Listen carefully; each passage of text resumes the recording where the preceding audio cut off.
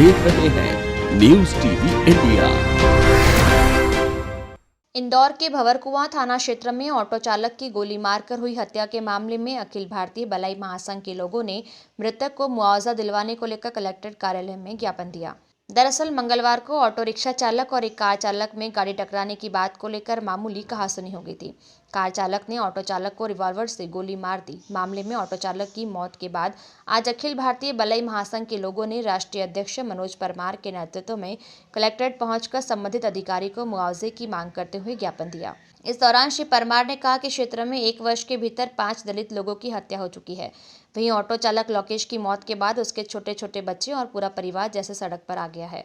परमार ने तहसीलदार सुदीप मीणा को ज्ञापन देते हुए मांग की है कि संबल योजना के तहत पीड़ित परिवार को सरकार से 4 लाख रुपए का मुआवजा दिलवाया जाए। वहीं अधिकारी ने पीड़ित परिवार को आश्वासन दिया कि उनकी मांग डीएम तक पहुंचा दी जाएगी।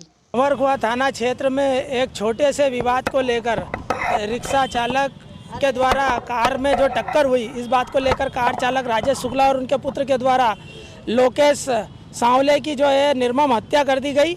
मात्र छोटे से विवाद को लेकर गोली मार देना कहीं ना कहीं दूषित मानसिकता को दर्शाता है। और आज उस छोटे से गुस्से के कारण 4 बच्चे हैं वो अनाथ हो गए, पत्नी बेसहारा हो गई, माता पिता भी अधेड़ और उम्र दराज हैं। आज इनके बीच में कमाने वाला वो नहीं रहा। भविष्य में इनकी शिक्षा दीक्षा और जीवन यापन का संकट है। इस हेतु बलई समाज यहाँ पर एकत्रित होकर माननीय जिलाधीश महोदय के समक्ष याचना लेकर आए थे कि संबल योजना के तहत इस परिवार को जो है मुआवजा राशि 4 लाख रुपए प्रदान की जाए।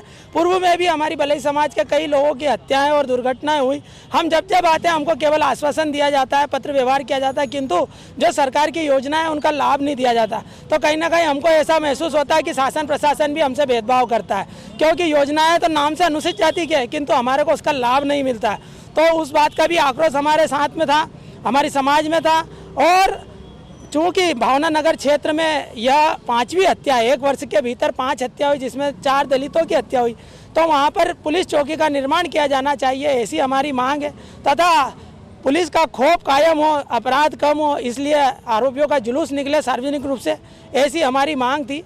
और इस बात को लेकर हमने माननीय डीएम साहब से मिलने का प्रयास करा, किंतु उनके प्रतिनिधि के रूप में एसडीएम साहब आए थे। उन्होंने हमारा ज्ञापन लिया और आश्वस्त किया हर बार की तरह कि हमारी सुनवाई करेंगे। बाकी हम हर बार निराश होकर लौटते हैं और आज अपेक्षा रख रहे हैं कि कभी सफल हो जाए तो ये बच्चों का भविष्य बन जाएगा, क्योंकि इन बच्चों की शिक्षा दीक्षा नहीं हुई, ये बेरोजगार रहे तो जीवन में भीख मांगेंगे, अन्यथा अपराध करेंगे और बाद में सरकार हमें दोषी देगी, हमारे समाज को दोषी देगी।